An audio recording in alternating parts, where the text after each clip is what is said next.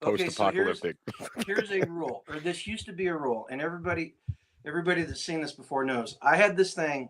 Shoot him in the face was not a proper answer and conflicted, because almost every single card in that deck, shoot him in the face, was a viable option. And by the way, YouTube, this is for entertainment purposes only. We're not advocating anything illegal, immoral, or violent. So just go away. All right. Oh, and you guys say whatever you want. Just try not to get the plug pulled on the live before it's time to end. Okay. So you just free reign. I do not care. Okay. So anybody, the emergency preparedness basics in this deck are nuts and bolts. How to do things. So we'll start with Dale. We'll just start with Dale since he's up there. Great. So this is. Have you identified the location of emergency exits in buildings you frequently visit, such as schools, workplaces, or shopping centers? That is something I do every single time. It's almost become a habit now. Maybe not to the level like people that have been in the military do. I know, like with Brian, when we used to do our show, he talked about it all the time. But I really don't like crowds of people in the first place.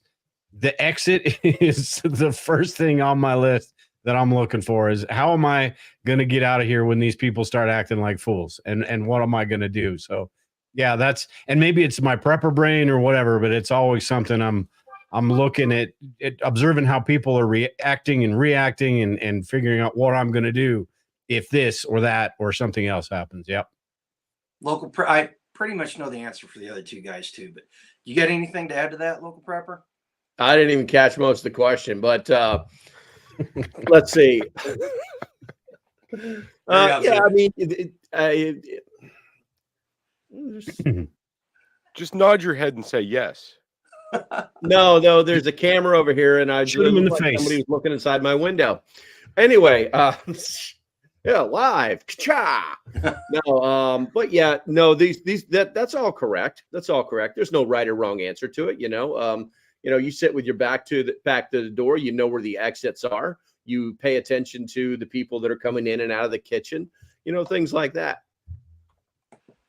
What about you, Jester? I have little ones, so this is something I do a lot everywhere I go, but mainly now because of the active shooter situations. I want to get my kids out as soon as possible, so I look for these places everywhere I go, and I always sit with my eyes toward the front door, never the back door. Okay, what would you guys say to somebody that says you're overreacting? Tell that to every parent who's lost a child in a bad scenario. Damn. Yeah, and I think a lot of people say there's so much just lackadaisical attitude these days that's just the default, I think, in a lot of people. But yeah, I don't with all the things that are going on, until it actually happens to them, then a lot of people are going to be like that. But I don't want to be that statistic. And like Jester said, tell that to people that have been through situations like that. Mm-hmm. And you cannot protect your family with complacency. Yes, that should be a T-shirt. TM. Yeah. Okay, let's go to the next one. This one is going to be economic collapse, and we're going to let Local Prepper take this one. Guess I better pay attention. Ready, go. And I really like these cards, but some of them are extremely wordy. They're not as bad as some of the conflicted cards, but they are kind of wordy. On April 16th, 2032, in Atlanta, Georgia, the economic collapse has resulted in the scarcity of essential goods, leading to rampant bartering and trading. You have a rare skill that is highly sought after in this new economy, but offering your services may expose your family to potential dangers such as theft or kidnapping. Do you use your skill to structure resources for your family, potentially drawing unwanted attention, or do you remain inconspicuous, struggling to make ends meet through other means? I would say see, that's a tough question, because the wraparound of that is, do you already have community?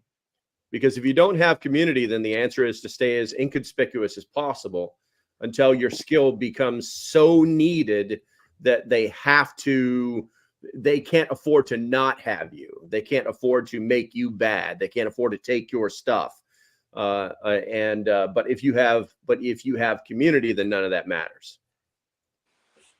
Okay. What about you, Jester? I'm going along the same lines as what LP said. If your skill is proven to be so valuable you are needed, use it, but keep it close to the chest until then.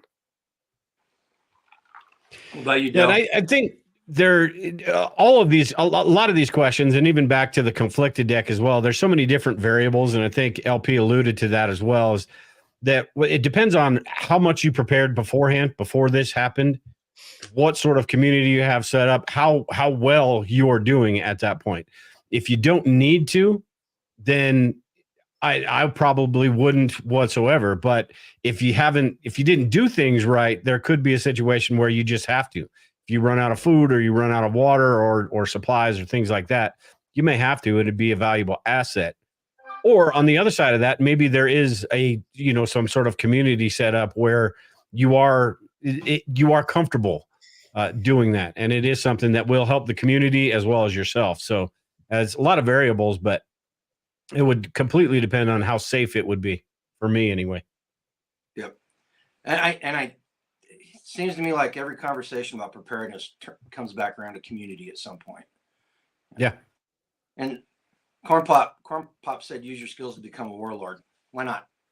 Got nothing better to do, right? Okay, so the next one. Anybody got anything to add on that? Anything else? If not, then we'll go to Jester. We'll fill this question to Jester, and this is from the new American Civil War. It seems to be on everybody's lips these days, and this one also takes place in Atlanta. Apparently, Atlanta is a hotbed during the apocalypse. On June 30th, 2033, in the city of Atlanta, Georgia, amidst the Civil War, you are a scientist who has discovered a way to disable the enemy's most devastating weapon. However, implementing your discovery would require the sacrifice of a group of innocent captives who are being held by the enemy as human shields. Do you proceed with your plan, knowing that the deaths could ultimately save countless lives, or do you abandon your discovery, potentially allowing the enemy to continue wreaking havoc? Well, if you want to make an omelet, you have to break a few eggs. Some things have to be sacrificed. If it is truly 100% for the greater good, yes. I wonder what that ultimate weapon they have is, because yeah, I mean, my gosh. What about you, Dal? Yeah, it that's like the age old question. You see it a lot in the movies too, where somebody, they kidnap somebody's wife or something like that, and he sacrifices half the continent just to go save his wife or something. And it's that, that situation you think of. Is it like Jester was saying, for the greater good? Is it something you sort of have to weigh things out and figure out what the best course of action is? And it's one of those where I don't know if there's a right or wrong. You just kind of have to roll the dice and go with it. Yep. LP, anything to add? Contradictions? No contradictions. Not to sound more red than others, but if you're following the Tucker Carlson interviews, he was actually interviewed after he got out of Russia, and they were talking to him about how he didn't ask them about this and human rights that and things of that nature. And he said he wanted to talk to him about people, and that in the end, the leaders of nations kill people. Every president killed people. Every person that led a nation killed people. So yeah, you got to kill a few people. Okay. That's reasonable answers, seriously. And I go back, so stupid. Spock in the one movie where he talks about how people have to be sacrificed for the greater good, and sometimes you got to do it. Okay, the next question. By the way, everybody in chat, if I'm not saying hi to you, I'm paying attention to the panel. You guys, I'll keep an eye on it, and I'll pop good stuff up. But everybody that's showing up, thank you for showing up, and we really appreciate you being here. The next one, this one goes to who went first last time? Jester did. So this one goes to Dale. Better On listen February, then. On February 21st, 2026, in San Francisco, California, during a bank run, during the Great Depression, you're a manager at a local bank that is on the brink of collapse. You have the option to impose withdrawal limits to prevent a bank run, potentially angering customers and causing further unrest, or you can allow unrestricted withdrawals, which could lead to a bank run and eventually collapse the bank. What factors influence your decision, and how do you balance the potential consequences for the bank, its customers, and the economy against the need to maintain customer trust and loyalty? The first thing I'm asking myself is that, what types of life choices did I make that I am in San Francisco or California in general in a situation like that? So that would be the, I suppose I deserved what I get at that point. But, and I suppose taking off is not an option, because I don't think you're going to have pissed off people regardless of what decision you make. If you tell people they can only have a certain amount, it's going to cause chaos and riots. If you close down altogether, same thing. And if you just let people have free reign, you're going to run out of money real quick, and everything's going to go to crap. So I don't know that there is a good answer other than maybe filling my pockets and taking off.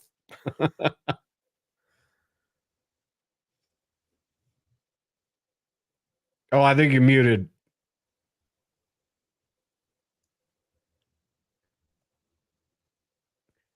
You may have just lost. That is, I'll just talk while you're doing that, but that is the situation we should be prepared for, because there are a lot of different scenarios where that is possible, and the banks will just completely shut down the bank holidays.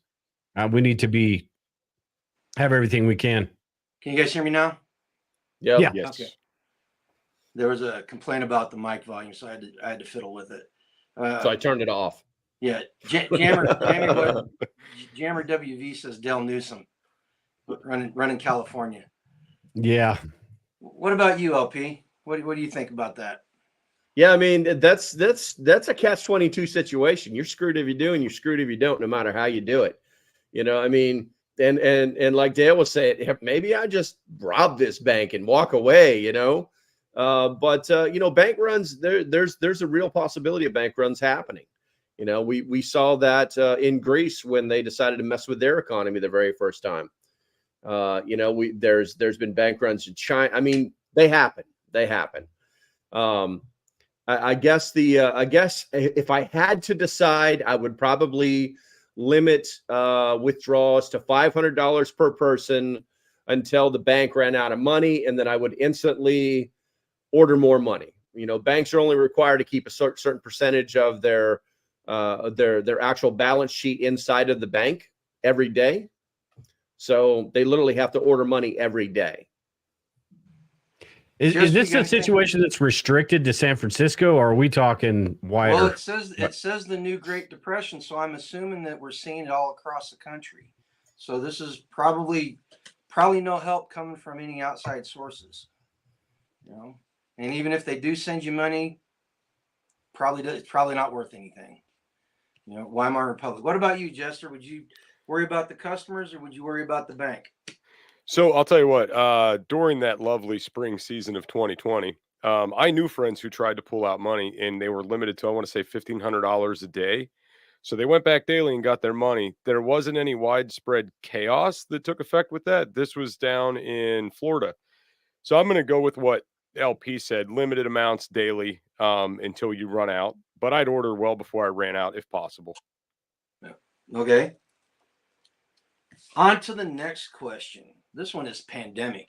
It's like none of us have any experience with this, right? Yeah. None. What's really funny is they started developing this like before the pandemic started, and so these are like halfway through the pandemic. Some of these questions we've actually lived, and we're going to find out if this is one of them. This one goes to LocalPrepper. On August 15th, 2026, a rapidly spreading virus causes panic in Milwaukee, Wisconsin. The government decides to limit public gatherings, including religious services. As a religious leader, you believe your congregation needs spiritual support more than ever during the challenging time. Do you obey the restrictions and provide remote services knowing it may not be as effective? Or do you put your faith in God and hold in-person services, trusting that the virus won't infect your faithful congregation? Ooh, you talk about nuance, man. Well, honestly, I'd probably do what the ingenious religious people. For those of you guys knows that I'm not religious, but I am huge on constitutional rights. So I would probably say, okay, we're going to go outside, we're going to get our chairs, and we're going to sit 3 feet apart, and we're going to wear masks, and we're going to do this all outside, and damn this rule or law or whatever it is, because you know what? That's just bull. You know, we've got the right to freedom of assembly, whether they like it or not. And if they felt as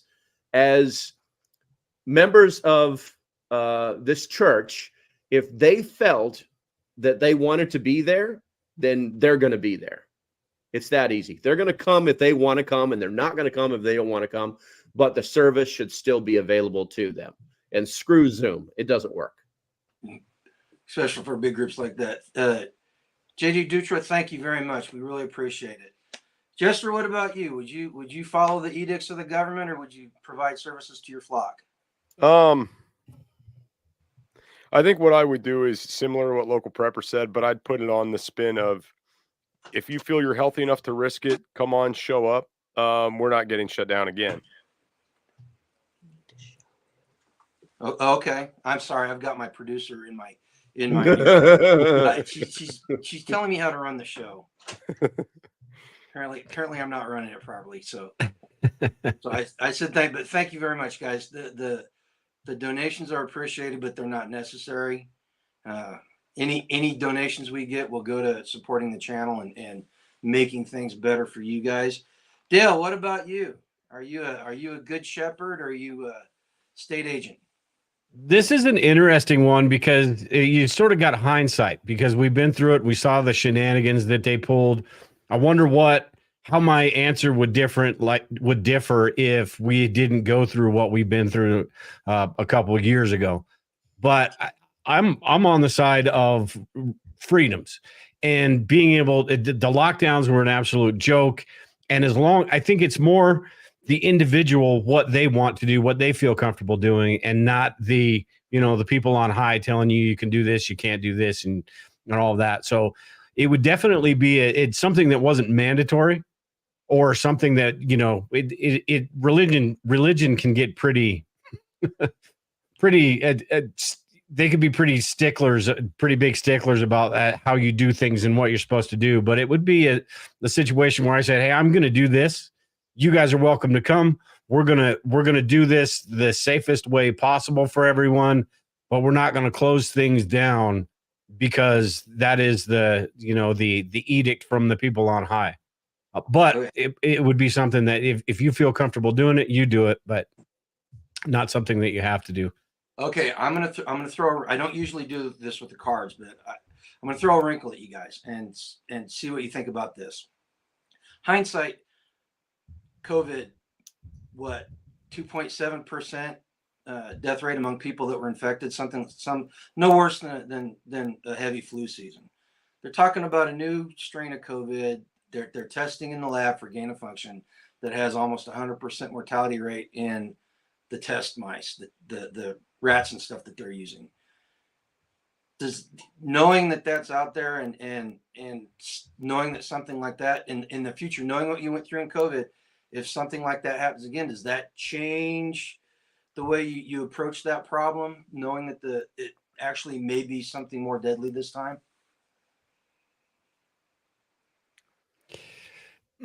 Possibly, because when this all started out, that's basically what everybody thought. Holy crap, here's Armageddon. We're all toast. We're all going to die.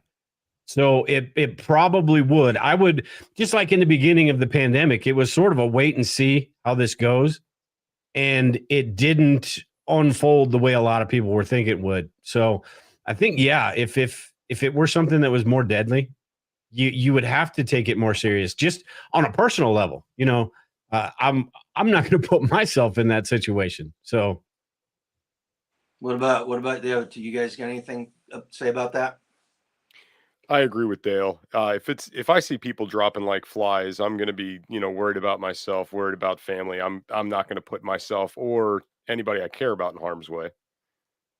Okay. Yeah, Well, it just doesn't Prepper- make sense.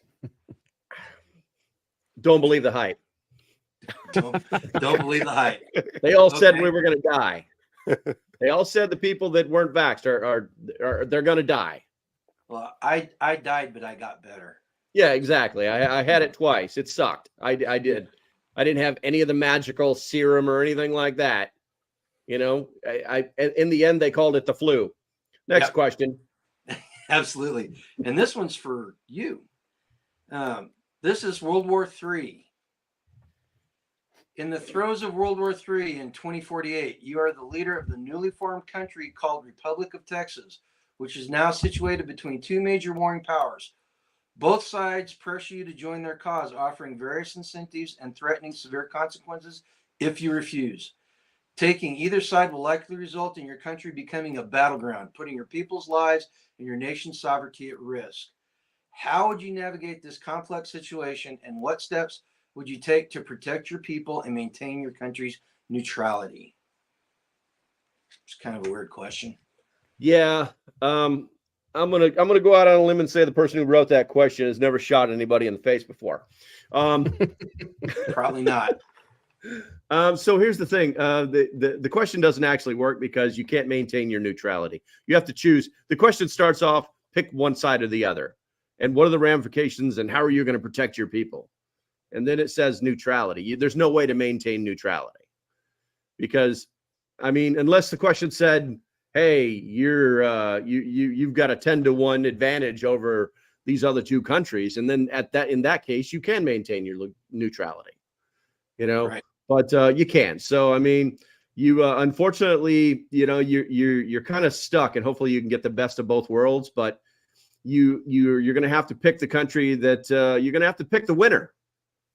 And if you don't, then there's going to be a problem. It's if I save your kids today, but your grandma dies, did I really fail? That's the real question. Okay. What about you, Jester? I'm going to go. So for me, it's whoever has the biggest guns, right? If you can maintain being neutral, that's great and that's awesome. But if you're caught in the center of this conflict, you're only going to maintain being neutral for so long, right? In my eyes, it would be better to side with the country that is the most powerful, regardless, to ensure my people's ultimate survival. Okay. HG posted a pretty novel approach to the problem. Not sure I would do that, but it's a novel approach. What about you, Dale? I think there's a couple different things. I think absolutely right. Who's got the most power? How is this divided up? Because if you're in Texas, to your left, you've got California and things like that, which not so sure about all that. And then on the right, you've got a whole lot more, and up above you, how are the maps made up, basically? And at the same time, you've got to think about what each side, how they align with what you want, what's the war about, I think, because yes, you want to side with the people with the biggest guns and the people that are most likely to win. But at the same time, how does that, affect your morals and what you feel like you should stand for? So I think it's tough, but you would have to figure that stuff out. And I think the people with the most guns weighs pretty heavily in the whole situation.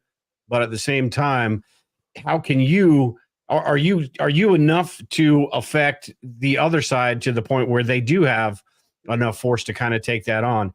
And sometimes you just never know, that will and the drive and all that. But yeah, it would depend on what it was all about for me. And then it would go into who's got the best chance and how do I what gives me the best chance of getting through this? Okay. JD Dutra posted a really, really good follow-up question to that. What if the strongest side doesn't hold your values, Jester? See, yeah. So now that I know we're getting like a bit more methodical about this and we're getting a little bit deeper. Yes, that is a good point. Whoever's aligning more morally and has more values. But at the end of the day, if you're dead, what do your morals and values matter? Yeah.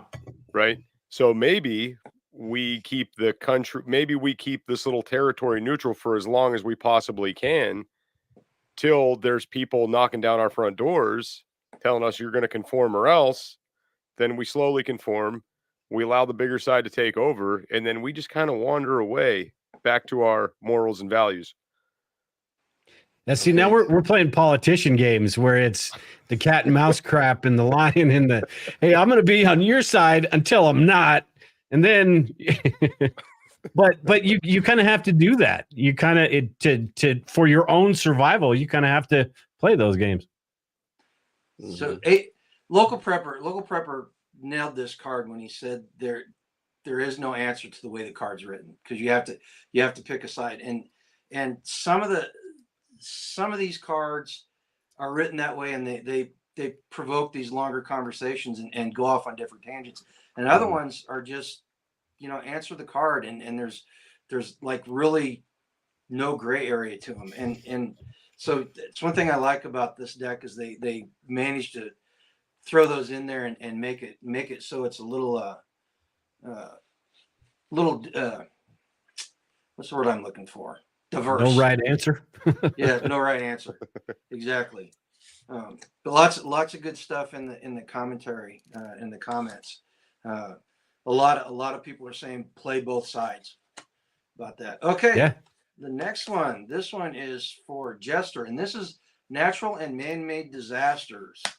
Boy, that's another one we're getting a lot of time in right now too, isn't it? On August 3rd, 2029, in Los Angeles, California, a global media company develops a new technology that can accurately manipulate video and audio in real time.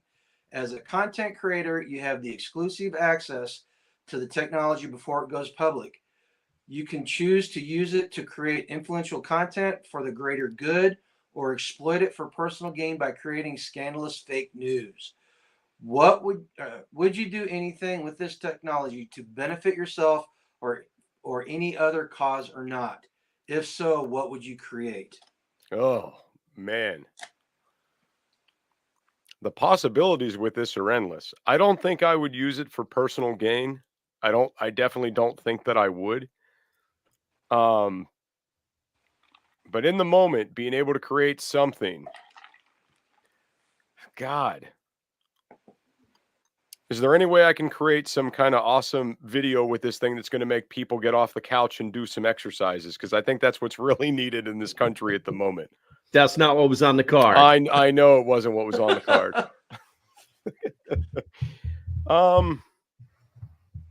I wouldn't use it for personal gain.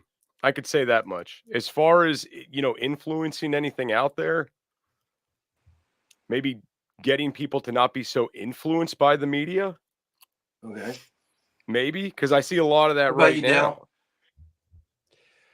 Dale? This is a tough one because and 2029, we're probably going to see this stuff in like 2025. So, but from if I controlled the levers and things like that, it's tough to say you wouldn't, because while I can't stand the propaganda and things like that, there are situations where it is effective. And kind of like the last question where we were talking, I think it was Spags talking about playing the gray area, it's sort of the same type of thing. What is the end result that you're going for? And are you, I guess it's how you feel about yourself. Are you an evil person? Are you trying to do good? And what do other people think about you as well? Because just because you think you're good doesn't mean you are. But it's the end game. And what is it something that's going to benefit your cause? So I don't know. It would be a moral decision what you were going to do with it and how you were going to do it. And you've also got to factor in that if somebody else has got this, are they going to be doing it and you're not? Are you putting yourself at a disadvantage? A lot of things to think about with a situation like this. But I would try not to be evil about it, and I would try not to use it for self-gain. But if it was a bigger cause, it'd be something you'd have to think about. You have that tool. Yep. Okay, shameless plug time. And Spags says it. Spags and I are doing a live Wednesday night, and we're going to talk about the very subject of nice and good does not mean that you're moral and ethical, and the ramifications of that to our society. So Wednesday night, 7 p.m. Central Standard Time. Jester, that's the only time zone that matters. Okay. Central Standard Time, okay? We are going to talk about that. What about you, local prepper? What do you got to say? Would you manipulate people, or would you use it for good? It's a double-edged sword because you're only going to get to use it one time. If you use it for good, the evil people will want it and they'll get to use it. The question was to use it before everybody else gets it. So you're really only going to get a chance to do one thing with it. So if you decide to use it for good, you will likely not gain from it at all. If you use it for your personal gain, they're probably going to come and try and take away your personal gain because you manipulated something. You can't win with it whatsoever. So I'll take a chance on good. I'll figure. I don't know what. I don't even know. But I mean, if I'm just playing by the rules, I would find something good to do with it. Okay.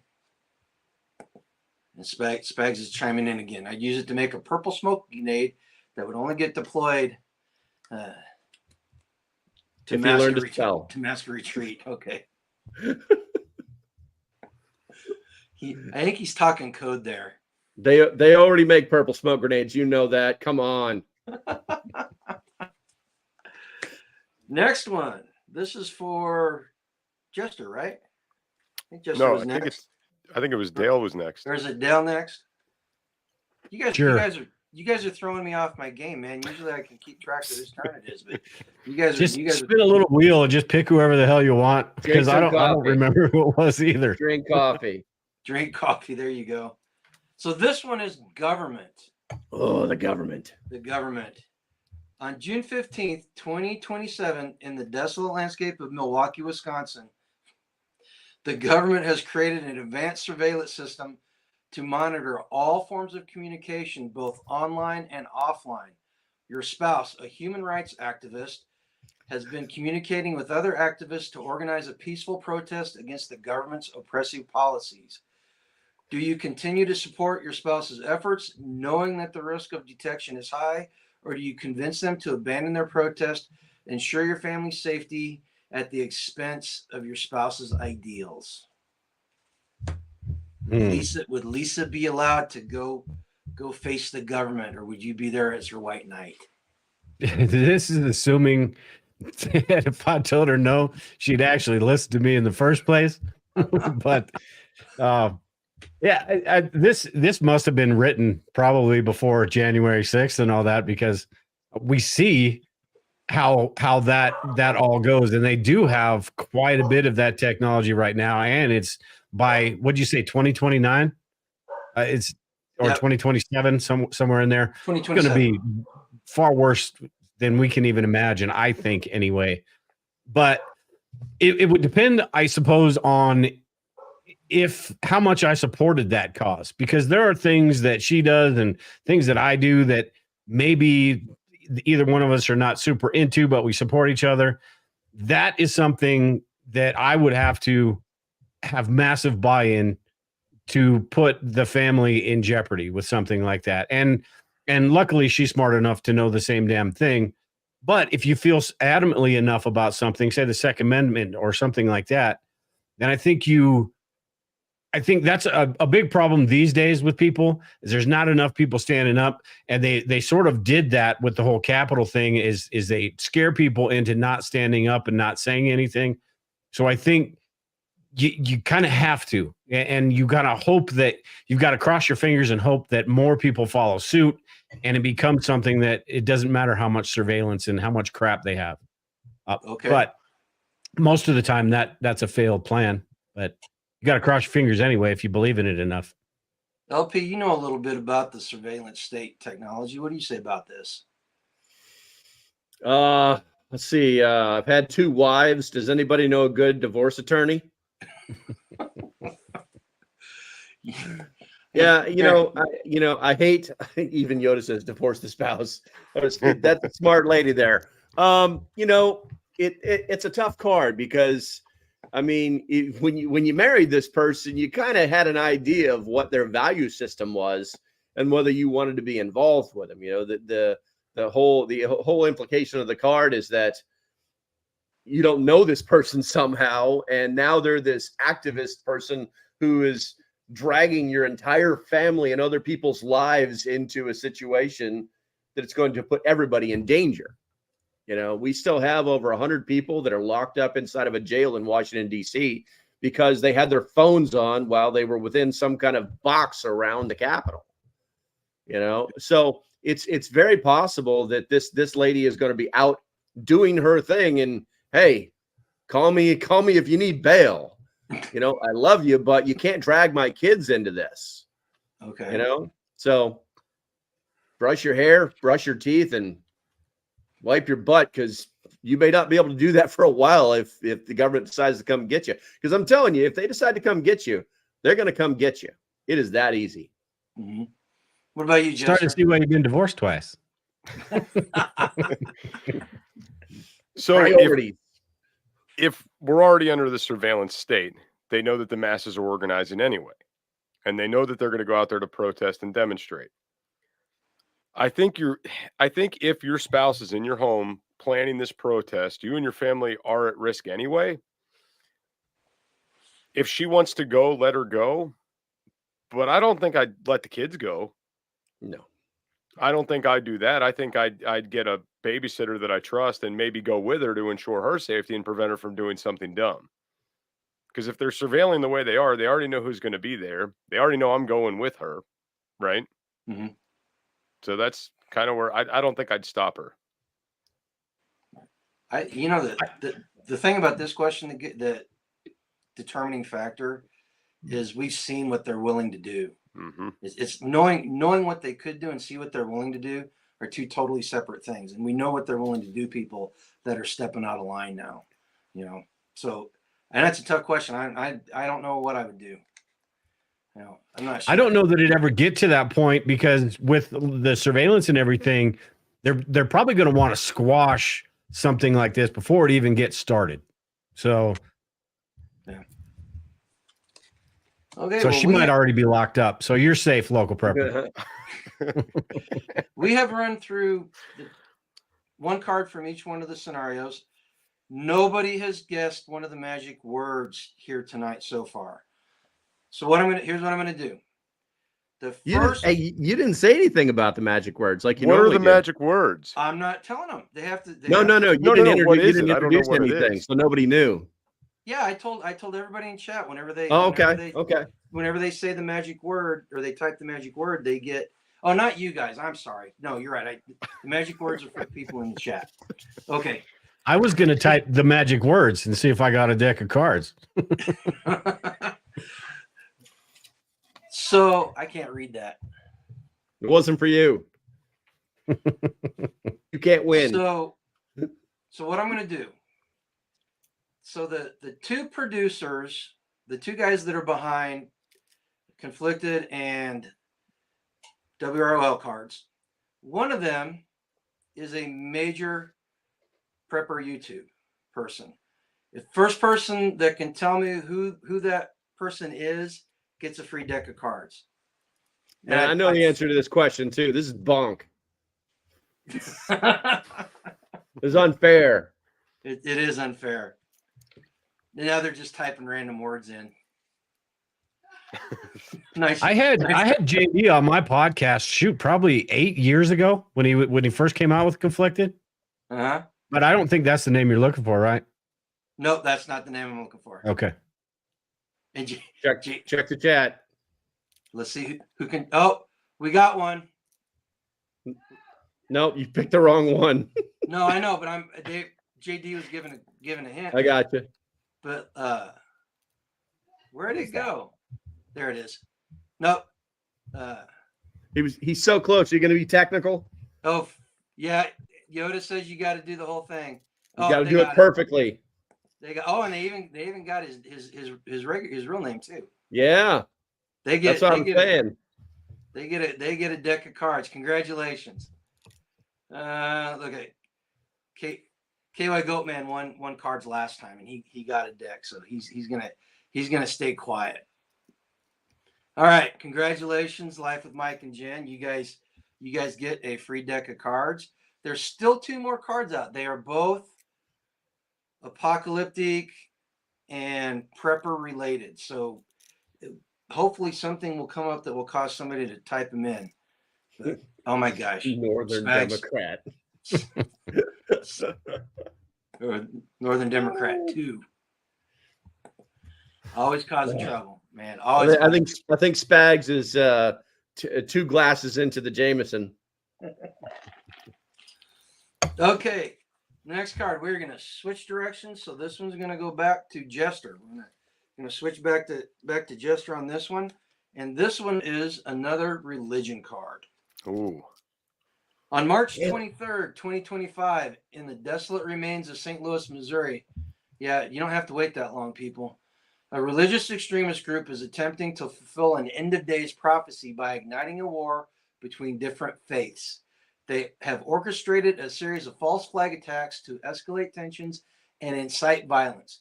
You've uncovered evidence that could expose their deception, but revealing it would make you and your loved ones targets. Do you come forward with the truth, risking your safety, or do you keep your findings hidden, allowing the group to proceed with their destructive plans? So I think the keywords here are desolate remains of St. Louis, Missouri. So it's obviously post something nasty happening. Okay. So if I put the information out there that I discovered, the evidence I discovered, it puts myself and my loved ones at risk. Yes. Okay. But it could potentially stop a major conflict. Potentially, yes. I'm gonna. This might sound like a little bit of a cop out, but if the risk to myself and loved ones is very minimal risk, I'm gonna expose it. If it's minimal risk, if I feel I could survive it and we would be okay. But if not, I might just keep my mouth shut and kind of wander back into the woods. Okay. What about you, Del? I'm sorry. Next one's Local Prepper. We're going the opposite direction. What about you, Local Prepper? First, I would create an anonymous email address. I would name it something like It's Doomsday Podcasts. And then I would PDF that information up and I would send it up to all the big wigs. Fox, MSNBC, CNN, make them fight for it. And then it's done. Okay. And that was That's not the part of the question. You're getting exposed. It's no, I'm not. Do. Yeah, you are. I beat the card. This is the Cody Rule, and I'm Captain Kirk. So there are television stations in this desolate wasteland. Desolate. No more CNN. No Starlink, bro. News. If they can afford the poison Kool-Aid, they can afford Starlink. Well, somebody posted basically the underlying tone of your answer, though. Who was it? They said let somebody else expose it. Let somebody. That was what I wasn't going to say quite like Local Prepper, but that's kind of what I was going to say too. The potential to stop a larger conflict is just not enough for me to put myself at risk. If it was 100% guaranteed, I might think about it. But if there was a way, I would try to figure out a way to get that information out. Now, when I'm thinking desolate, I'm thinking like Mad Max type, put some notes under a rock or something like that, and somebody find it rather than, CNN and Fox News and all that. But I would try to get that information out and get myself out of there, because it wouldn't, the potential just isn't enough for me to put myself at risk. And it really depends on how much risk that is as well. But I don't know, the potential to stop something in a situation that you're talking about desolate and it's far past gone in the first place. I don't know what the gain is from outing those people. And when it comes to cults and crap like that, people are going to believe what they want to believe, and it doesn't matter how much truth you have anyway. So it could just be a losing battle to begin with. This is true. And several people in chat said, not worth my effort, walk away, don't worry about it, you know. So apparently there's other people that agree, you know. Okay, this one is a nuts and bolts card, so I'm not going to ask you, I'm going to ask the question on it, but when you give your answer, I want to know what your advice would be to people in regard to this card. Okay, I think that's probably better because I know when we throw a nuts and bolts out for you guys, you're all basically gonna have the same answer because you wouldn't be on the panel if you did not have that mindset. Okay, but I'd kind of like to see what you would give advice to everybody in chat or anybody that's listening to this. Okay. Are you familiar with specific types of natural disasters or emergencies that are most likely to occur in your area? And have you taken necessary steps to mitigate risk and damage to your property and belongings? So, what about you, Jester? Or Dale? I'm sorry, we're going opposite direction. Dale, what do you have to say about that topic? So, advice, I suppose, and it's sort of the advice I give all the time in preparedness is start locally. Don't plan for the nukes and things like that. So, prep locally and then work your way out. Think about your local community, the services that are available. What do they recommend? Look at those websites, not the federal government websites, but the state websites, and what they recommend, because they're going to have all the resources, the cert classes, things like that are going to be designed for your area, and then work your way out from there. Here in Colorado, there are different, like where we live towards the east of it, tornadoes are a much bigger factor than up in the mountains. Up in the mountains, you've got different natural disasters and things like that you need to look out for. So figure out what is the biggest threat to you and focus on that. And I think that should be the number one thing if with anybody starting in preparedness, get that little stuff taken care of and then work your way out. And don't worry about the crap going on in politics or, the stuff going on overseas and all that crap. Get your stuff figured out first and figure out what your immediate threats are and what the biggest threats are to you. Okay. What about you, Jester? Oh, well, what Dale said, identify your local threats. They're different. When I lived in Florida, we suffered from hurricanes. Now I'm up in the mountains. We don't have any real natural disasters to worry about specifically where I live. However, I do work with the county as well, and I can't stress training enough to people. Get trained up on stuff, right? Mm-hmm. In any natural disaster, your biggest threat is going to be something going wrong in the lack of communication and emergency services. So if you're at home and dad has a heart attack and 911's not answering the phone and they're not coming, you might have to take steps to keep him alive. And that could be any natural disaster across the board, right? Okay. Ensuring you're prepared for those situations does start locally. Again, I go back and agree with Dale. And most people that live in these scenarios know how to deal with them. Like when we lived in Florida, everybody filled their bathtubs with water. Everybody filled the freezer with bottles of ice because they knew you're not going to have water and the power is going to be out. All the old timers in these areas know these things. Talk to your friends, talk to your neighbors, see what they got prepared just in case you suffer from tornadoes. What are their steps? Do they have a shelter? Can you go to their place? Those kind of things. Okay, good answer. What about you, LP? I guess the first thing you do is don't be where the problem is. I live on the Eastern Shore of Virginia. I tell everybody that. It's a big place, but it's a little place. All the snow that everybody's been sucking with all went to the north. All the hurricanes and tornadoes that everybody's talking about, they all go to the south. I live in a place where I don't have to worry about these things.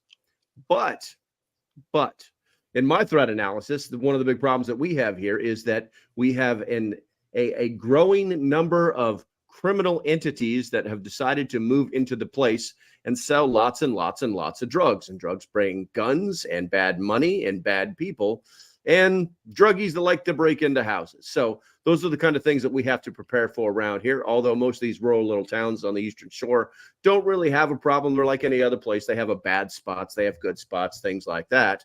But when the Irish gang from Boston shows up in your backyard, you might want to have a plan. Okay. Yeah, and I like the think locally answer, that because I'm a firm believer that if you take care of the little stuff, whenever the big stuff comes around, it's more of a nuisance than anything else, right? So I'm sorry, I interrupted something. I didn't mean to. Well, I was just gonna say with Jester's comment, I completely forgot about that, and I wanted to reiterate it because it's such a good point with the training. You can have all the supplies in the world, and it really doesn't mean anything if you don't know how to use them. You can have the trauma kit, you can have the chest seal, all those things, and if you don't know how to use them, it's pointless. So the training is just absolutely huge. It'd be far more important than any supply. Excellent answers. Were you guys paying attention? Were you guys paying attention there in chat? I'm looking down at the camera at the laptop. I apologize, but good advice from everybody. The next one, whoever's next. I think it's Local Prepper's turn. 1994, Mexico City, Mexico, during the Mexican peso crisis. You are a financial analyst with insider knowledge about an imminent bank run. You could use this information to profit by short selling stocks of the affected banks, potentially worsening the crisis, or you could refrain from exploiting the situation and risk losing out on a significant financial opportunities. What factors influence your decision, and how do you balance your personal financial interest against the potential consequences for the financial system of the wider economy? And that was from the economic collapse deck. So let me get this right. I'm in Mexico. Yes. And I'm a financial advisor. Yes. Okay. Well, since I'm in Mexico and the laws are pretty lax down here, I'm probably going to take advantage of it. I'm going to tell all my friends. I'm going to make it so it's like I'm not the only guy who did this. And if I go to jail, I go to jail. But you know what? I bet I can get across that border before the Mexicalis get to me. Yeah. That's what I'm going to do. Very, very good. Bank run's a bank run. It's going to happen whether I like it or not. Okay. What about you, Dale? I sort of agree with that, because one person pulling one little lever, not going to make a big dent in the whole, what everything that's going on. But I think it's pretty interesting that we all love to rail on all these pieces of crap that are doing things like this on a daily basis and basically ruining things.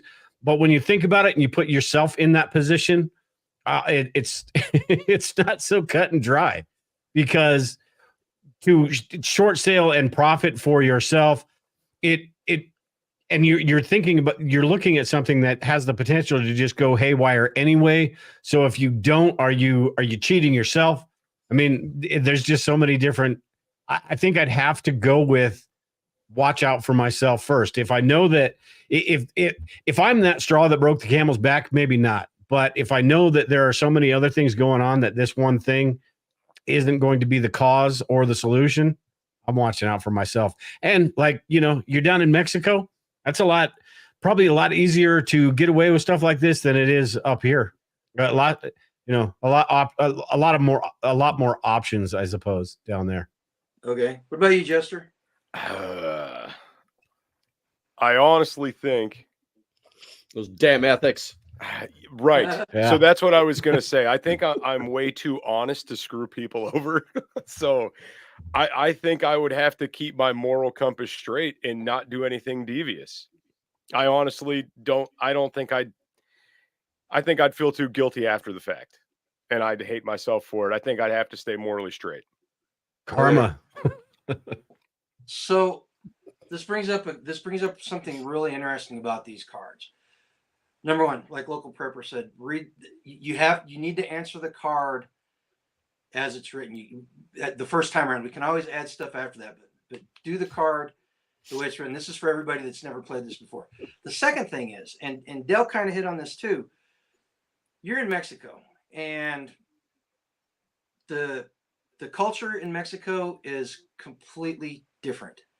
And it's some of these cards are really hard to answer sometimes if you read them literally, because you're taking your ethics and morals that you grew up in and inserting them directly into a culture that's completely foreign to you. And so I think one of the important things whenever you're playing these cards is to try to open your mind up a little bit and think about, how would I behave if I lived in this culture? How would I honestly behave? I'd like to think that I'd be moral and ethical, but would I really? You know? So just Yeah. if you're playing the cards, guys, do it that way. Try to insert yourself into situations that you probably not comfortable in, or you probably wouldn't be in real life. Okay. Did you see that comment Spags put in the? About the economic You need to post decision? that. Yeah, I had that up there for a second. Where'd it go? Man, these guys are jamming through the chat, and I'm having a hard time following them.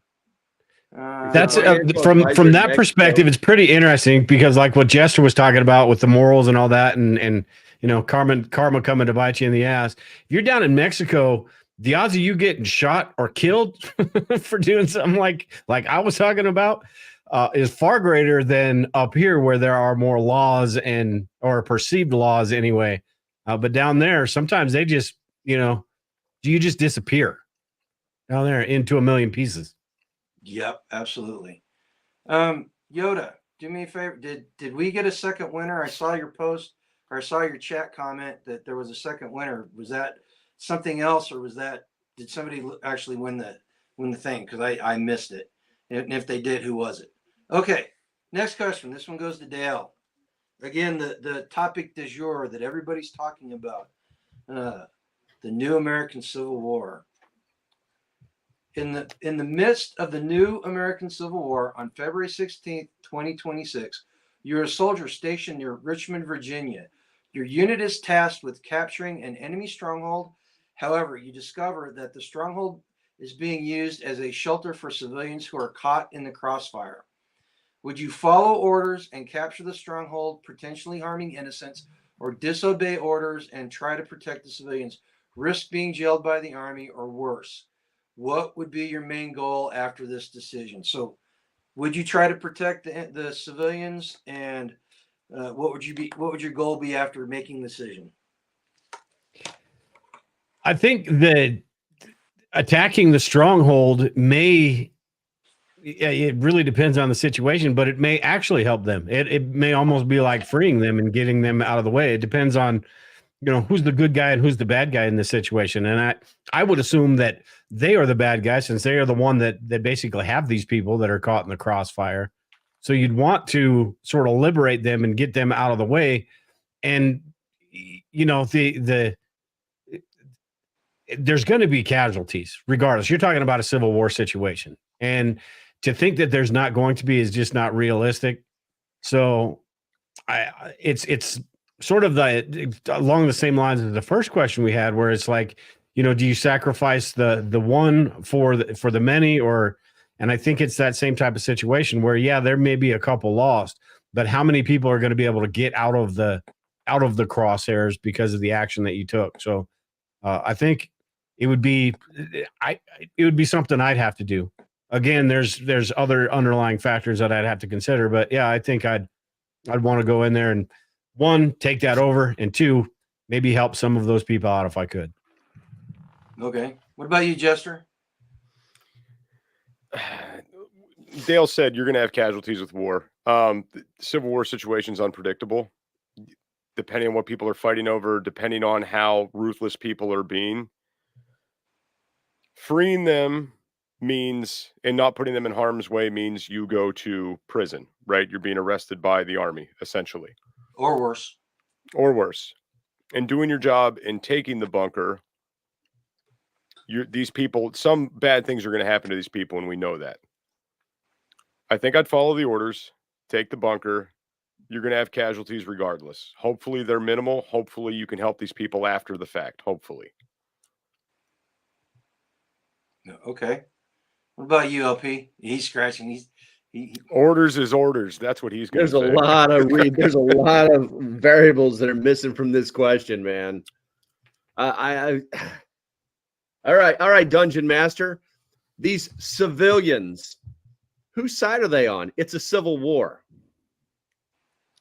Well, I'm assuming from the way the card's written that they're that majority that I talked about the other day that are they're the dipsticks that won't pick a side. Yeah, they just don't want to be involved, and they're just stuck in the middle of it all. I got you. And then you also said against the government. So the implication is that we're fighting against the government. Well, let's see. What's the card say? So it could be safe to say one of these protesters or one of these people that are trapped or one of the protesters from earlier, your wife could be in there, LP. Well, then my next question is what color is their hair? Yeah. Actually, it doesn't say the government. It doesn't say the government. Although I think Dale kind of nailed it. I mean, I thought it said the government. Well, I mean, you got to assume that you're the good guy. Yeah, that's the thing. Everybody thinks they're the good guy. There's been situations that I've been in that I was told I was the good guy, and turns out I wasn't. It's just that easy.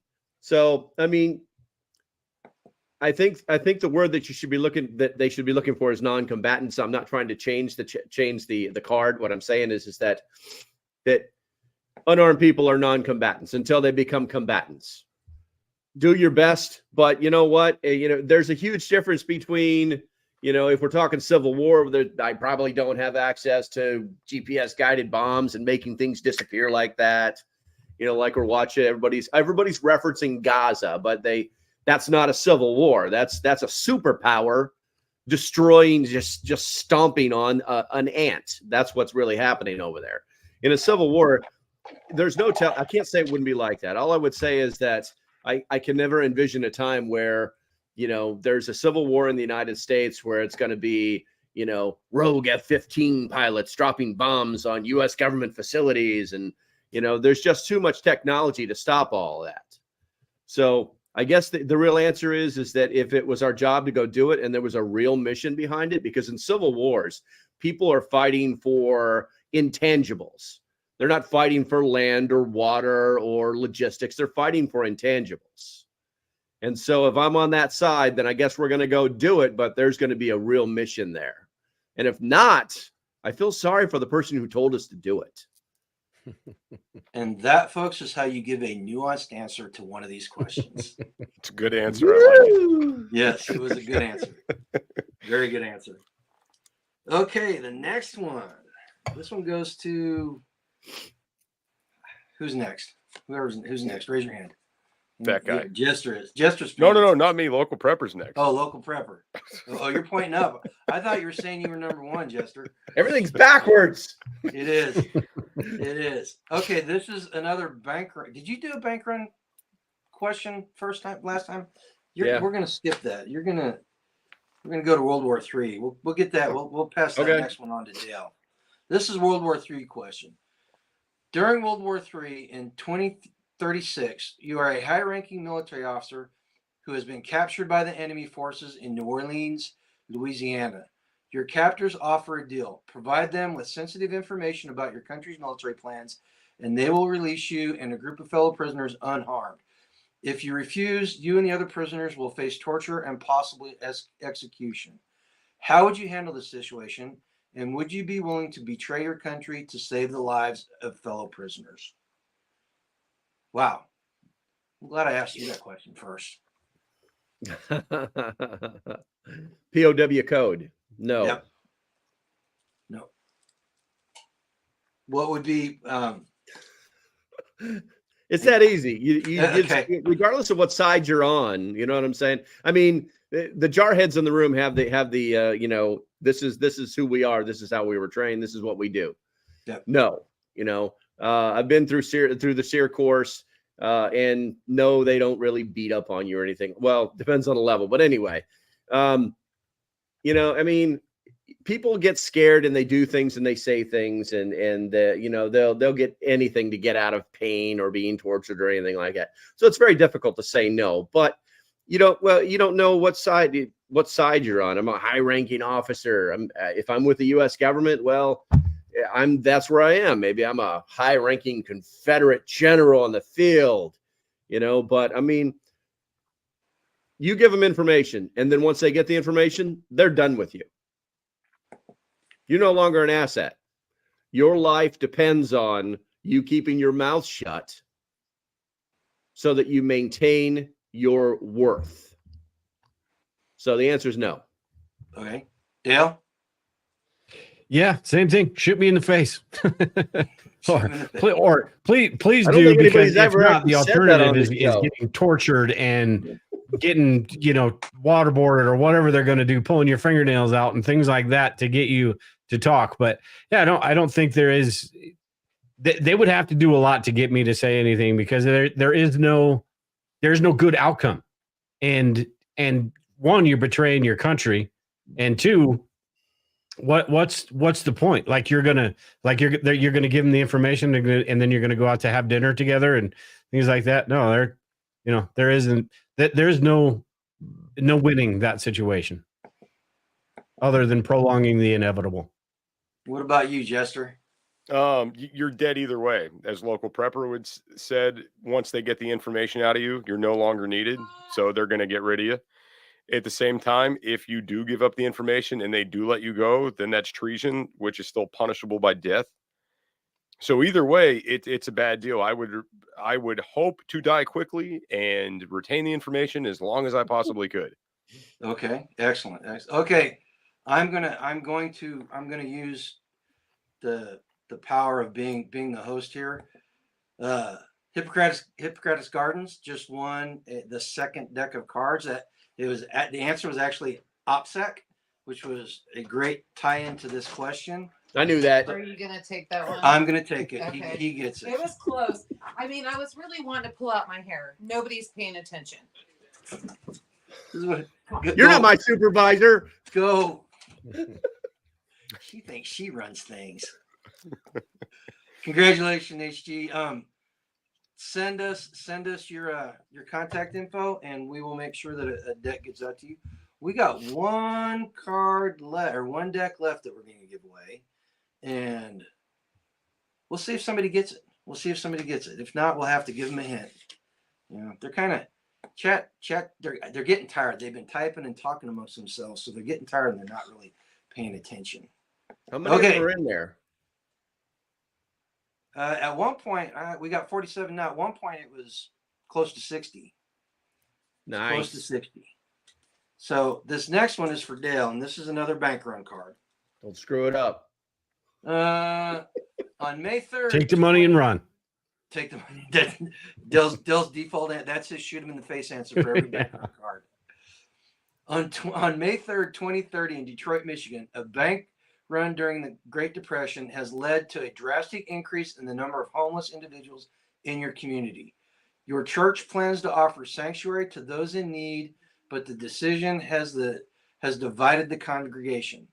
Do you support the church's decision to open up its doors to the homeless, potentially alienating some members, or do you side with those who oppose, knowing it would leave the homeless population without safe haven? So do you open your church up, even if the carpets have just been cleaned? I don't think any of that really would be in my head at all.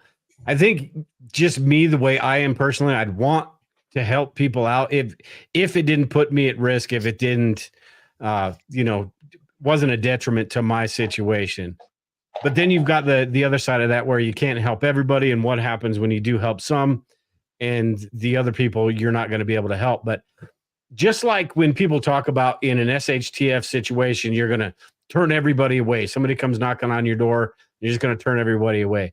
I don't know how realistic that is, because we all are humans and we all inherently want to help people. So I'd probably err on the side of helping people that I could, but at the same time, I'd try to do it in a way that wasn't going to make me a big target. And I don't know if that's even possible. But turning a bunch of people away isn't necessarily going to make you less of a target either, because you're just going to have more pissed off people coming at you. So I think I would just me inside. I think I would have to, especially being a church leader or in a church, I'd have to try to do something. What about you, Jester? Well, it sounds like the congregation's already divided. So it doesn't sound like we're much of a congregation anymore. I think I would do the right thing, taking the homeless people, provide them with shelter. the people that would be opposed to that, I think, shouldn't be there anyway at that point. Because if you're coming together in religious form as a congregation, your ultimate goal should be humanity anyway. And what is more humane than that than helping the less fortunate? So if they're opposed, they can go. They can leave. Okay. Good Okay. point. What about you, LP? Yeah, I agree with Jester. It's the doors. I remember, everybody. I tell everybody I'm not religious, but I was baptized a couple of times. They tried, it didn't work. But I remember when church doors were never locked. I remember when you could walk up to a church in the middle of the night and open the front door and walk in. No one said one word to you. Obviously, times have changed, but yeah, I say open the church doors. I mean, that's I think it kind of goes against everything the church is for. And if they just look at it flat out from the church's perspective, they just raise their attendance on Sunday. Yep. No one is saying set up tents in front of the the archbishop's house. That's not what they're saying. They're just open the doors, let them come in out of the cold. That's what the church is there for. How you gonna face God when you turned a bunch of poor, unfortunate people away for yourself? Exactly. That flies in. You might as well just not be religious at that point, and sort of what Jester said, just take off. So if you didn't like the fact that we're going to try to help some poor homeless people, leave. It's a little counterintuitive, and if you think churches don't split, what is it? I don't know if you guys followed this or not, but what was it? One of these churches just split over the LGBT thing. It was like the Unified something church. I can't remember what maybe it was the Lutherans. It was like the Unified Lutheran Church or something like that. And now they're no longer unified because half of them said, yeah, let them in. The other half said, no. It's just bad. It's just bad business all the way around, especially when you got this rule book, it's been read by more than anything in the world. And it says, be good people, help people, things like that. There you go. Methodist, you got it. Yeah. United Methodist. And I'll say this about this question. So the people in the congregation, I may disagree with them, but I'm going to give them a pass on this because that's something that we can work out after the fact. Mm-hmm. But if my church leadership says no, I'm not staying with that church. I'm not. Yep. And the fact that Joel Osteen still has 60,000 people in his congregation shows you exactly what the state of the American church is today, as far as I'm concerned.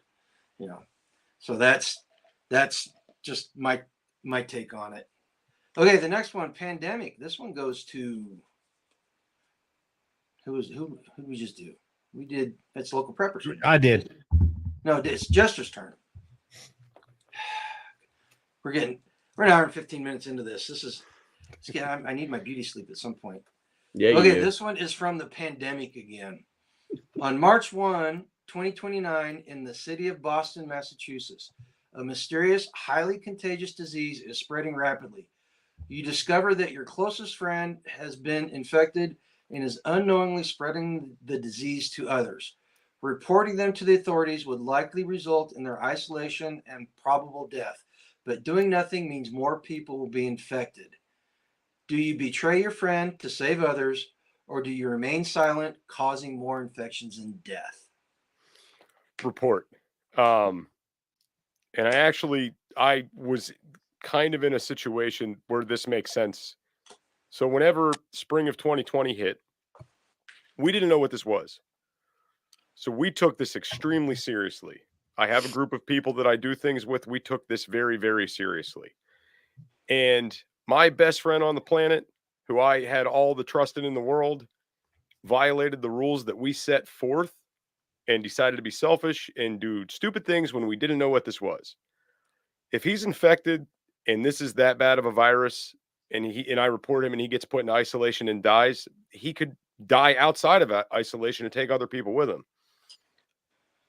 Your best friend will be the first person to screw you over when things break bad. Your best friend is the first person to stab you in the back. So he's getting reported. He's going into isolation. Hope to see you when you get out, bud. That's it.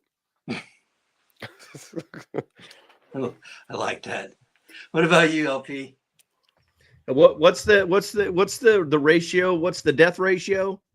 Well, apparently it's extremely infective. It's what did it say? A highly contagious disease. Doesn't say anything about the death rate. Highly contagious. You Highly mean like the cold?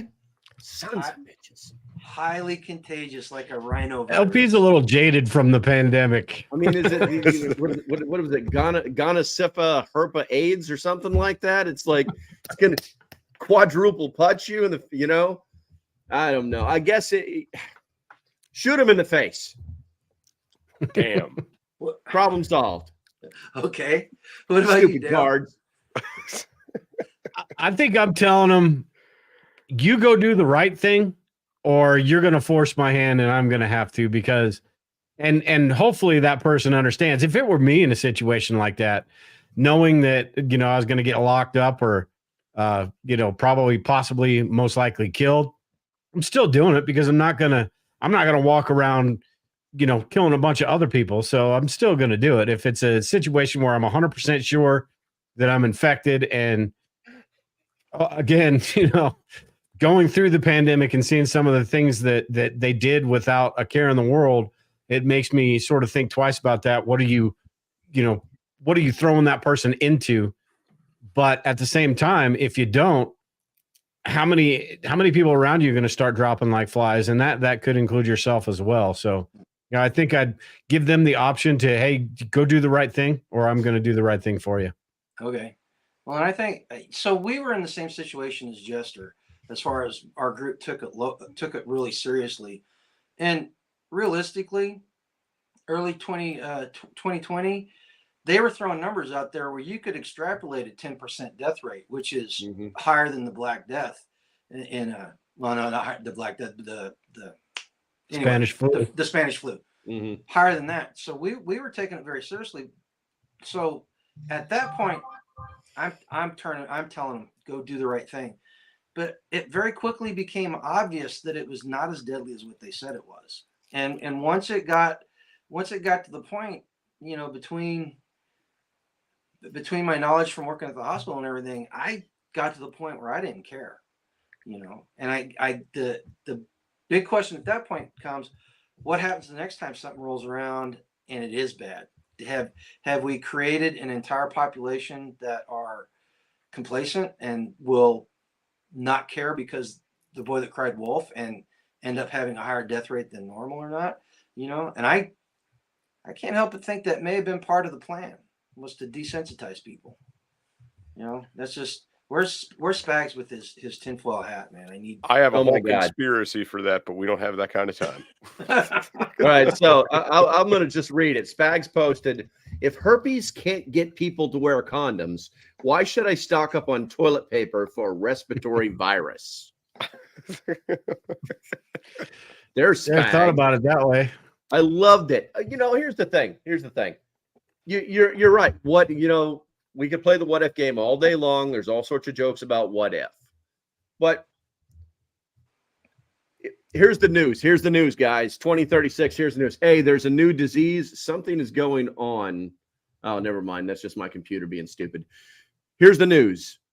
So you remember that thing we told you guys about that really didn't kill a lot of people? Well, these people are all dead, and these other two people are in the middle of dying, and now it's real.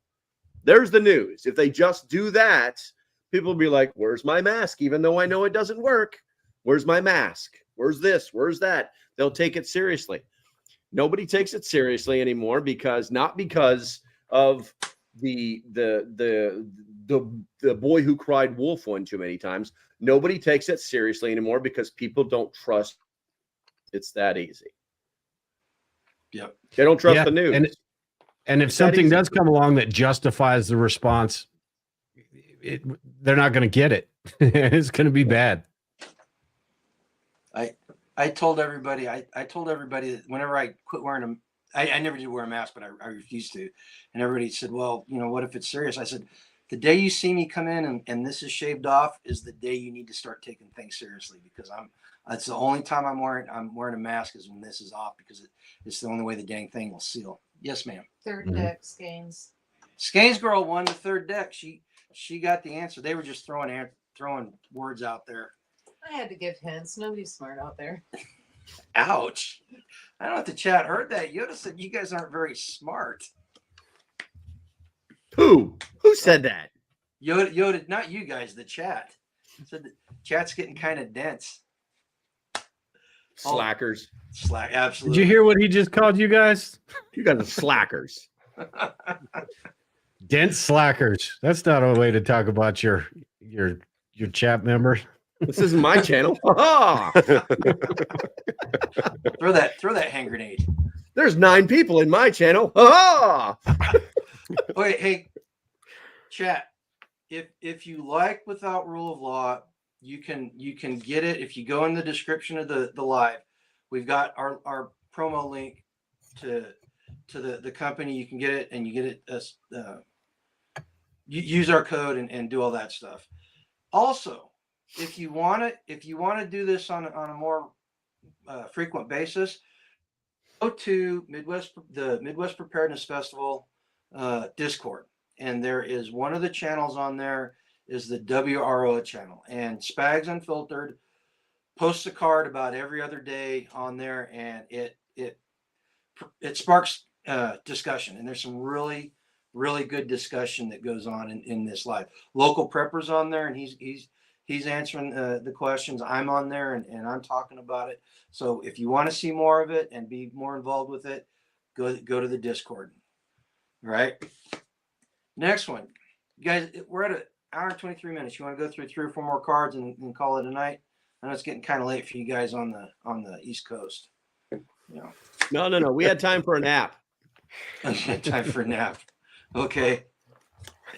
The next card is natural and man-made disasters for whoever is next. I'm gonna let you guys police yourself on this one. On LP just went, I think. Yeah, so it'd be you, Del. Okay. On March 15, 2031, in Charleston, South Carolina, a powerful hurricane strikes the coast, causing widespread flooding and destruction. An emergency shelter manager must decide whether to allow more people into the already overcrowded shelter or to turn them away, knowing they have no other refuge. If you are the shelter manager, how do you handle the situation? That really depends on what the facilities can handle at that point, because there's only so many. I mean, you can pack people in like sardines, but if it's not going to do anybody any good, I don't know. But at the same time, I'd have a hard time just leaving people out to dry. But a hurricane is one of those things where you should have a little bit of advance notice on what the hell's going on. So if I have a hard time feeling too sorry for somebody that is standing out there and is in that situation, I would help as many people as I possibly could. But at the same time, I'd be maybe trying to give guidance on how to protect themselves because there's no more room inside or whatever I could do. But I wouldn't jeopardize the safety and the lives of the people inside already to start packing that open. And then you've also got to think about how you're going to protect the facility itself from the people that you're not going to let in, because they're not just going to walk away quietly. So it'd be a tough one. What about you, Jester? I'd say pack them all in. Hurricanes don't last all that long. People are going to be uncomfortable for 5-6 hours max until things start calming back down. We can deal with some clogged toilets and some destruction after the fact, but making sure everybody gets through it and survives it would be my priority. So that's what I do. Pack them all in there, as many that could fit as possible. Worry about the secondary problem after the first problem goes away. Okay. What about you, LP? 100%. Just make sure you frisk them before you let them in. Good point. See, you can tell I've never been through a hurricane because I'm sitting here thinking we're talking days. And Jester brought up a good point. You're only talking hours. So sort of like a tornado or something out here where just get that immediate safety. So yeah. I'm the mean guy this time. I'm the one that's divorced, local. You this time. So Don't worry about it. There's lots of women out there. The only typhoons and hurricanes I've ever been through was when I was in the military, and we sheltered in place in the barracks. So this question, I have to ask this for you guys that have been through it on the civilian side of it. Are there shelters like in the heart of the hurricane that people go to, or do they try to evacuate as many people as possible? There's typically advance notice for evacuation. If they know it's coming and they have a path, they put it out there a day or so in advance to evacuate. Hurricanes will also change level, so they can become more serious before they hit landfall, or they could degrade and go down. Every place that I lived in when I was in Florida, there was a local shelter somewhere in the area, and it could be the local high school gym. It could be like a local civic center. Some place is there to take people in, because every city has the same thing. They have elderly people that live alone that don't have any family to transport them. And then there's also homeless everywhere, and they have to go somewhere because bodies stacked up on the streets is not a good look on the news.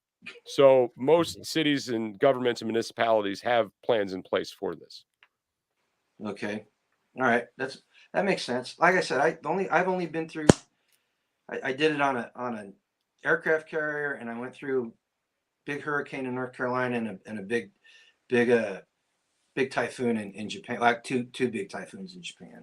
So I don't know. It's civilian side. It's kind of an unknown for me. I've never been through it that way. Yeah, emergency management services in counties pretty much have it all figured out, where they're going to go, what they're going to do. Okay. All right. Next one. This one is from the government deck. This one's for LocalPrepper. Again, devastated remnants. On May 22nd, 2030, in the devastated remnants of Phoenix, Arizona, during the height of a fascist federal regime, you are a citizen who has access to an underground radio station that broadcasts uncensored news from outside the country. Sharing this information could help others make informed decisions and resist the regime, but doing so could put your own life at risk. How do you weigh the moral duty to share the truthful information against potential risk to your own life, and what factors influence your decision to either share or keep the information to yourselves? It's a stupid question. Ain't nobody ever turned a damn radio on before. Did the radios quit working in 2035? I'm the only person that has access to international news via radio waves. Well, maybe they confiscated them all. Okay. Maybe they're jamming. Maybe they're jamming the signals, and you know that. I would, honestly, I would probably make sure that information got out through the radio waves. The same way it got to me, probably. But yeah, I would probably do it. You know what I mean? But you could probably set things up so you're run remote stations. That way they can't really get you that quickly. You know what I'm saying? I can't remember what retrans site. You know what I'm talking about? Yep.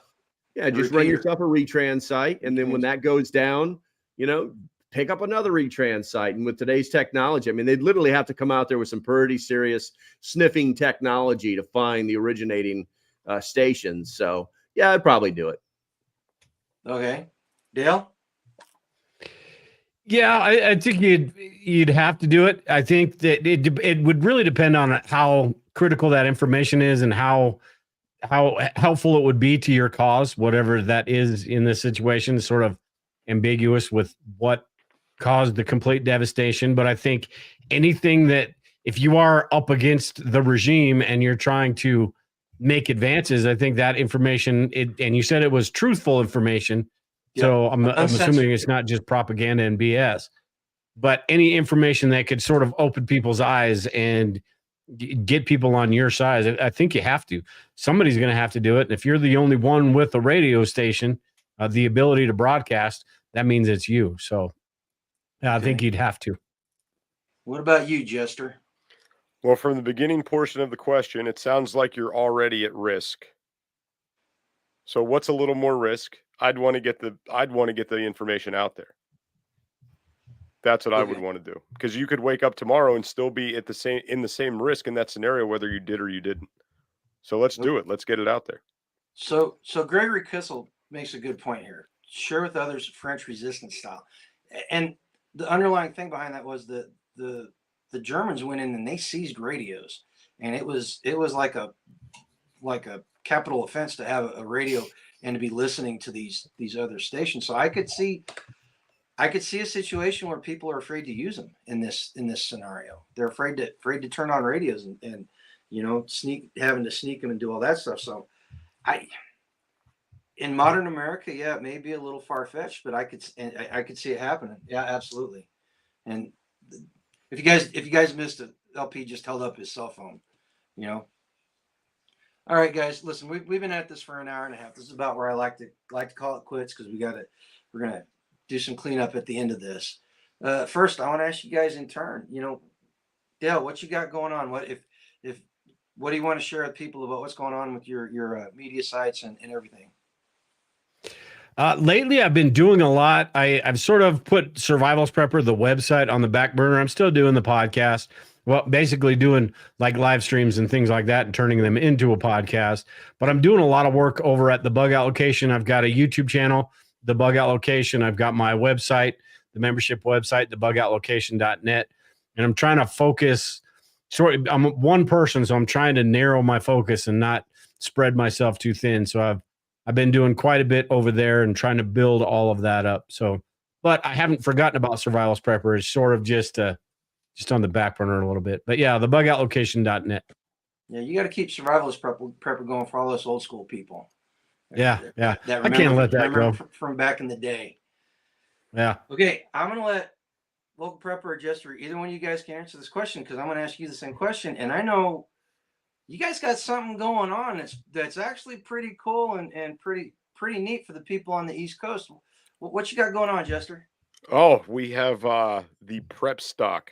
All right, stop. Prep stock. Stop. Either use your sexy voice or don't speak at all. Ladies and gentlemen, let me tell you about Prep Stock, taking place in Nebo, North Carolina this October. Go to www.prepstock.net and get your tickets today. See what I'm saying? How was that? And I don't remember. I think I did put the prep stock link down in the thing. I'll check on it, and I'll get Dell's link for his Bug Out Location down in the description too. When is it, and what do people need to do to go there? Go ahead, Local Prepper, your turn. Okay. Does he have a website open over here? It is going October 12th through the 13th in Nebo, North Carolina. It's going to be in a state park. If you go to prepstock.net, everything is there. I know this because I built the website myself. Yeah. Guys, it's the first time out of the gate for you running a festival, right? No, it's actually the third time. Okay. Yep. We don't have any sponsors yet, but we do have supporters. We actually have a lot of supporters. We have we're going to be doing lectures on communication, bug out bags. I mean, you pretty much, if you can think of anything prepper related, we're going to be giving some form of lecture. I believe we actually have some kung fu stuff lined up where Jester's going to get flung around like a rag doll, and I'm going to put it on YouTube.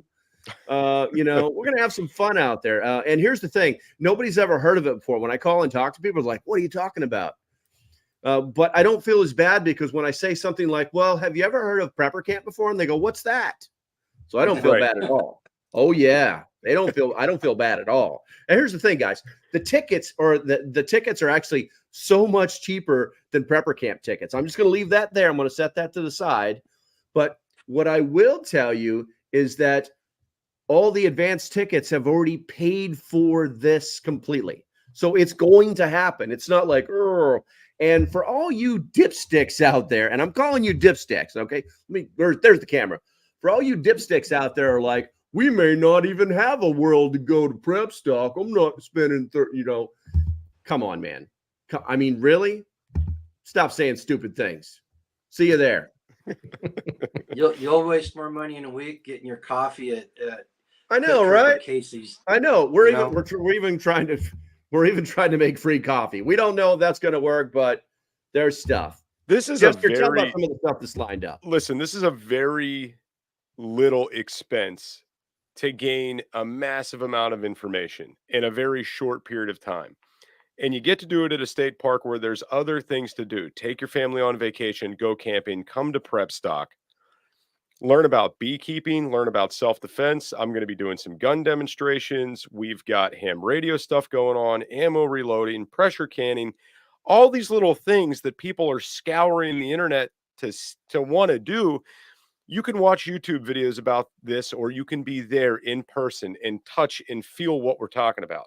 Hold one of these ham radios in your hand and be like, this is what I'm going to get when I order mine from Amazon, right? Yes, it is. There's a big difference between watching a how-to guide on the internet versus being there in person and being able to ask the questions you want to ask. Because how many times have you watched a YouTube video that was a DIY or a how-to guide, and the guy didn't answer a question you wanted, and you leave it in the comments and it never gets responded to? This is immediate in-person response. Yep. And Sort of folks, like listen, firearms training or learning how to put on a pressure dressing. You can watch those videos all day long, but nothing's going to beat somebody telling you and showing you and you being able to ask questions as the things go on. Yeah. Mm-hmm. So Sounds cool. Yoda must have missed when I put up the we can sponsor it thing. So I'm gonna let her coordinate with you and see if we can't get some sort of sponsorship package out for you guys. Listen, everybody in chat, you hear us talk about this all the time on our channel. These festivals, not only are they great for learning the skills like Jester just talked about, will also help you meet people and start building community. And the people that you meet at these places are just as important, if not more important, than the skills and stuff that you learn. So take the time out, put yourself out there, go to one of these things. It's inexpensive. It's, if you're close enough to make it a day trip, awesome. If not, go camp out, go do that and meet new people and make connections, because I think now more than ever, that's going to become very important. Having community will give you insulation against stuff that's coming. It will magnify your skill base, because I can turn to any number of people in our community that have a skill that I don't have, and they can not only help me do something, they can teach me how to do it in the process. So go out there, and if you're not close enough or you don't have time to go out to Prep Stock, come to Midwest Preparedness Festival. If you're not going to Midwest Preparedness Festival, go to Self-Reliance Festival or Kentucky Sustainable Living. We're going to be in Kiowa, Colorado here in, about 4 weeks from now, at a prepping event there. So go out and take part in these things, folks. All right. Does anybody have any last comments about what's going on, about just life in general? Shoot them in the face. Shoot them in the face. That is always an option. I shared this with the Discord crowd over at Midwest Preparedness Festival. One thing I learned from playing Conflicted and playing this game and watching End of the World videos or movies, the moral compass of the group is always the first one to go. So if you want to survive the apocalypse, do not be the moral compass of your group. Plain and simple. All right, guys. Hey, everybody, stick around, guys. Everybody in chat, I hope you enjoyed it. Share this with other people. If you're not a subscriber, we do this at least once a month. Next month's WRL, though, I'm going to try doing it live from a festival. I'm going to try to actually use festival goers as the panel, and we're going to see how that goes. All right, and it may be recorded. It may not be live. So we'll see. We'll see how it goes. All right. Till next time, everybody, go out and live a life done free.